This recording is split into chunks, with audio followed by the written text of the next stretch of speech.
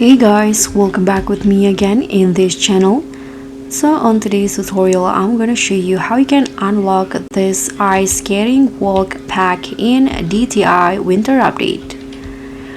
So the ice skating walk pack is a highly popular new animations that makes your avatar glide across the runway.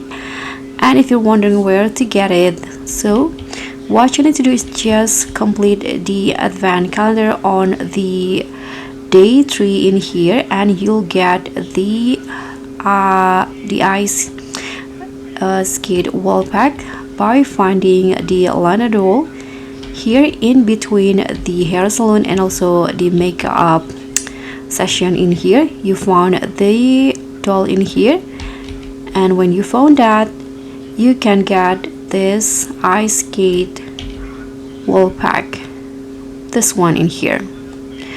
So that's pretty much all. Thank you so much for watching. Don't forget to like, comment and subscribe. Also click on the thanks, and I'll see you in the next one.